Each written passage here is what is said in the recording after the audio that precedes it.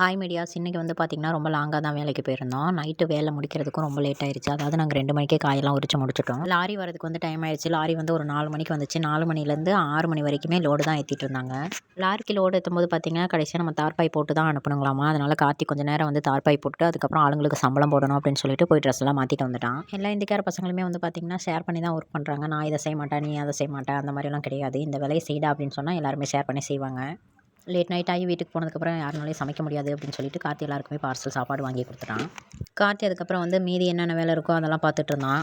இதில் வந்து பார்த்திங்கன்னா, நம்ம ஏதாவது ஒரு மிஸ்டேக் பண்ணாலும் அது நமக்கும் ப்ராப்ளம், அதை எடுத்துகிட்டு போகிற அந்த டிரைவருக்கும் ப்ராப்ளம் அப்படின்னு சொல்லிட்டு தான் ஒவ்வொன்றும் பார்த்து பார்த்து பண்ணுவான். ஈச்சருக்கு லோடு ஏற்றியெல்லாம் நான் பார்த்துருக்கேன். ஆனால் லாரிக்கு வந்து லோடு ஏற்றிட்டு தார்பாய் போகிறத வந்து நான் இப்போ தான் மொத பார்க்குறேன்.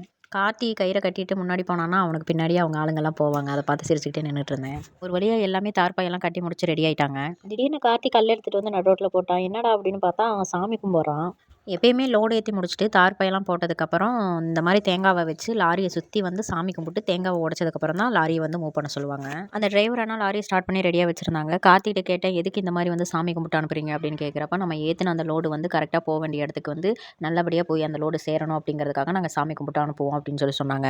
லாரிக்கு மட்டும் இல்லை, அவங்க டெய்லியுமே தேங்காய் உரிச்சு லோடு ஏற்றிட்டு அது ஈச்சராக இருந்தாலும் லாரியாக இருந்தாலும் டாடா ஏசியாக இருந்தாலும் நாங்கள் இந்த மாதிரி சாமி கும்பிட்டதுக்கப்புறம் தான் அந்த வண்டி எடுக்கவே சொல்லுவோம் அப்படின்னு சொல்லி சொன்னான். அவ்வளோதாங்க, தேங்காய்லாம் உடச்சு முடிச்சதுக்கப்புறம் லாரி மூவ் பண்ண சொல்லிட்டு ஆளுங்களுக்கெல்லாம் அட்வான்ஸ் கொடுத்துட்டு சாப்பாடும் எல்லாருக்கும் வாங்கி கொடுத்துட்டு நாங்களும் வீட்டுக்கு கிளம்பிட்டோம். அவ்வளோதான் மீடியாஸ், வேலை முடிஞ்சு நாங்களும் வீட்டுக்கு கிளம்பிட்டோம். என்னோட வீடியோ உங்களுக்கு பிடிச்சிருந்துச்சு அப்படின்னா என்னோட சேனலை சப்ஸ்கிரைப் பண்ணிக்கோங்க. என்னோட வீடியோவுக்கு லைக் போட்டுக்கோங்க. தேங்க்யூ ஃபார் வாட்சிங்.